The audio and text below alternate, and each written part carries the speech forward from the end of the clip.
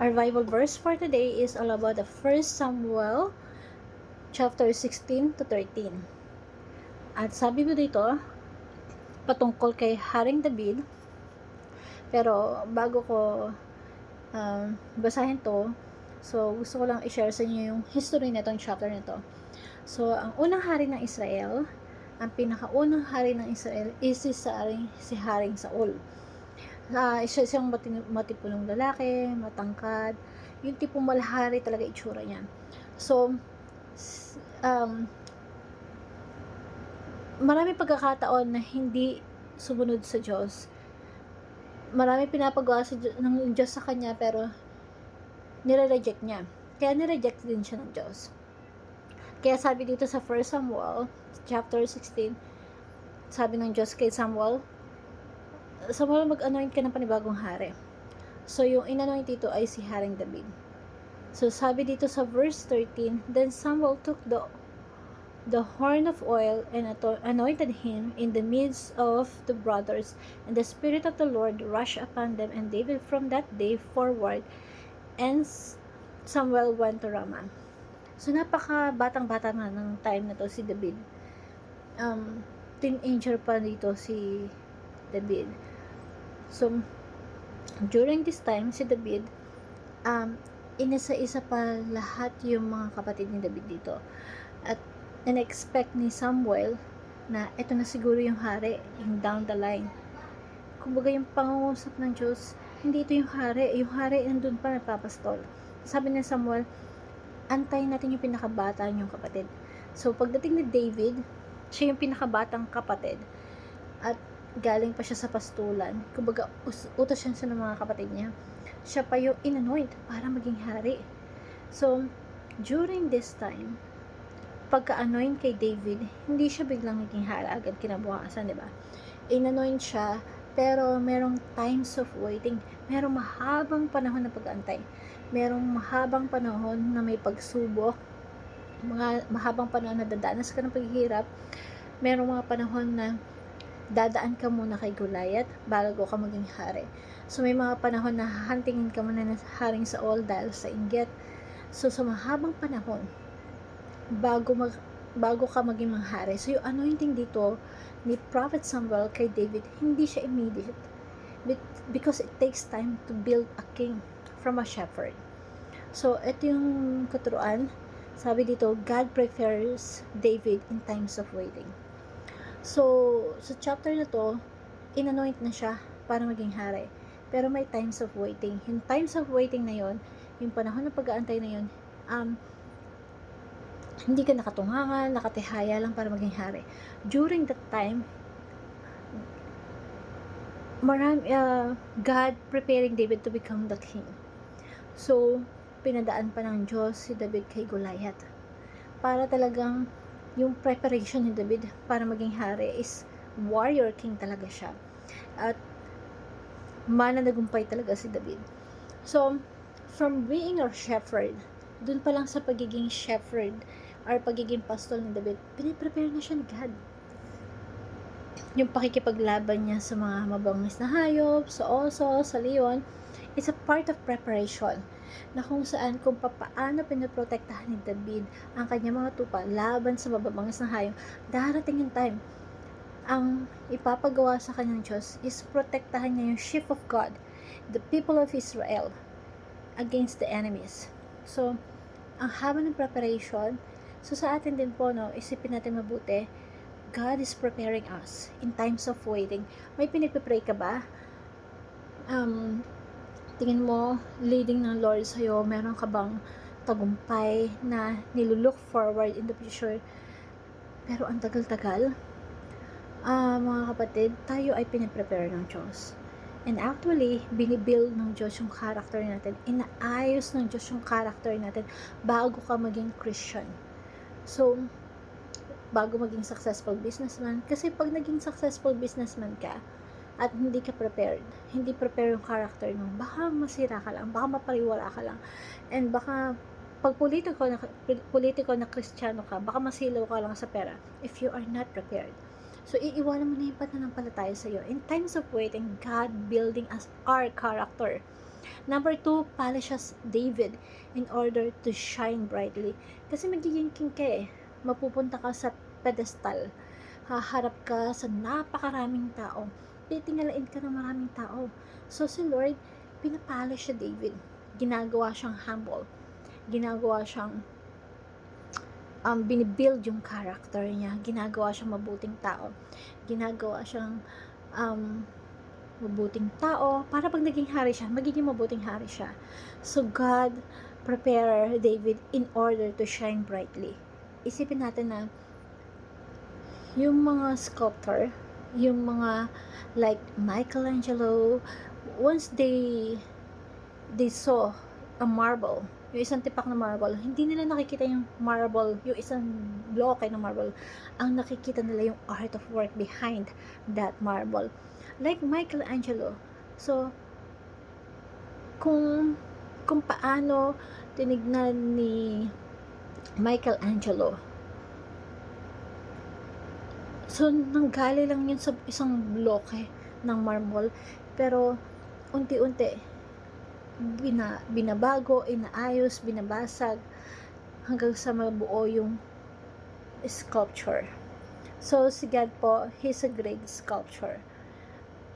Talagang, He's chisel us. Binabasag tayo from side to side. Kung saan yung mga pangit nating edges binabasag ng Diyos. Kasi kailangan tayong basagin.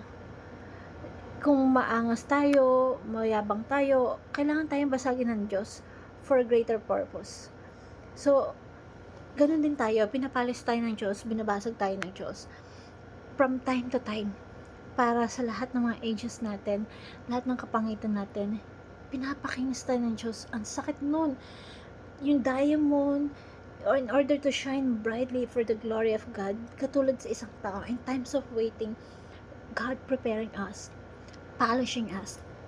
And number 3, God prosper David in all he does. Ang Diyos po, pinagpala si David sa lahat ng kanyang ginagawa. Tingnan natin yung 1 Samuel verse 18 chapter 14. Ang sabi dito, in everything he did, he has a great success because the Lord was with him. Yung talata natin, di ba? Pagkaano yun kay David, the Spirit of the Lord rushed upon David from that day forward.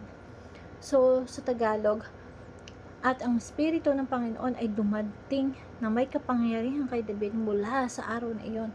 At yun ang kadahilanan kung bakit sa lahat ng ginagawa ni David, merong katagumpayan. Kaya sabi dito sa 1 Samuel 18:14, hindi lang itong verse, napakaraming verse na itong patungkol kay David, sa tagumpay ni David. At laging karuton nun, David was successful because of the Lord was with him. Nagtagumpay si David sa lahat ng kanyang ginagawa because kasama niya yung Panginoon. So same with us. Kung saan natin ilagay ating mga kamay at merong katagumpayan kapag ang Diyos kasama natin, because yung katagumpayan nagmumula sa Diyos. So we want God to prosper us in all we do. So anong application nito sa talatang to? Number 1, endure the shaping of the character.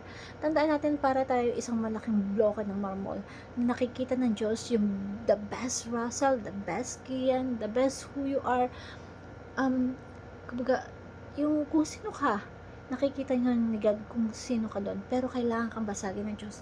Kailangan tanggalin ng Diyos yung mga rough edges mo sa buhay mo, sa character mo, sa pag-uugali mo, yung kayabangan, tanggalin yan, yung pagiging magalitin, yung pagiging matigas ang ulo, yung kulang sa pagmamahal, things like that. Yung ma-mold sa atin, yung the best character, yung the best Gian, the best who you are, kung sino ka man ngayon. Si David, isa siyang shepherd, isa siyang pastol ng mga tupa.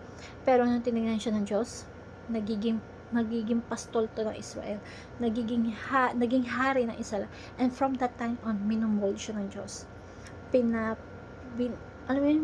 He was being chiseled.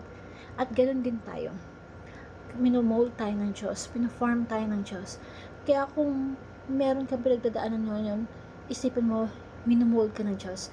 para maging maganda kang obre maestra ng ating Panginoon. At kapag minumold ka ng Diyos, talagang hahayaan ng Diyos sa dumanas ka ng maraming problema eh.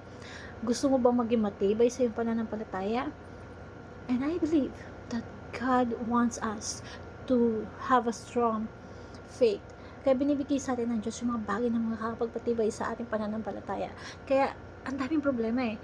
Kasi yung mga problema na yan, yan yung magpapastrong sa atin sa pananampalataya natin. And the more we have problem, the more we'll cling to God. Kakapit tayo sa Kanya at mas titibay yung pananampalataya na yung belief natin sa Kanya. And prepare now for something big. During the times of waiting, alam natin may magandang plano sa atin. And bago ka pa dumating dito sa ganitong sitwasyon, bago ka pa magkaroon ng big events sa iyong buhay, na pinaprepare ka na ngayon. Kung gusto mo maging successful athlete, kung gusto mo maging champion, and champion sa kung ano man, swimming, sa singing, the preparations everyday.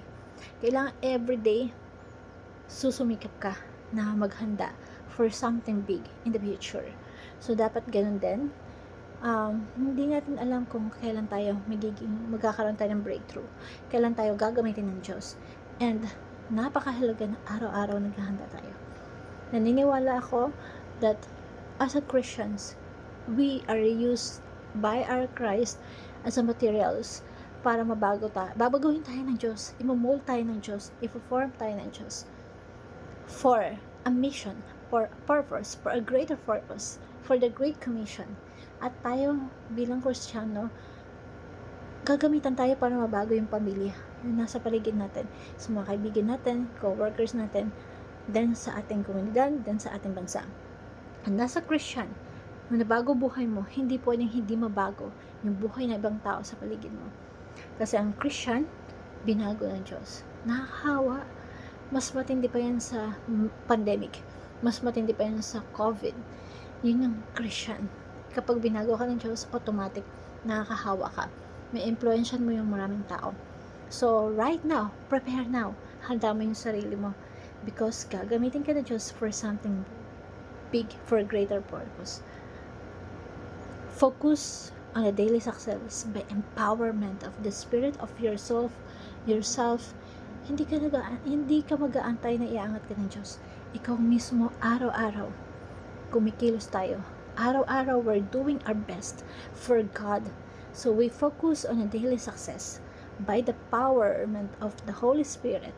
Kung gusto mo maging matagumpay ka sa iyong buhay, ang lifetime mo ngayon, yung buhay mo ngayon, binubuo yan ng taon. At yung mga taon, binubuo ng buwan.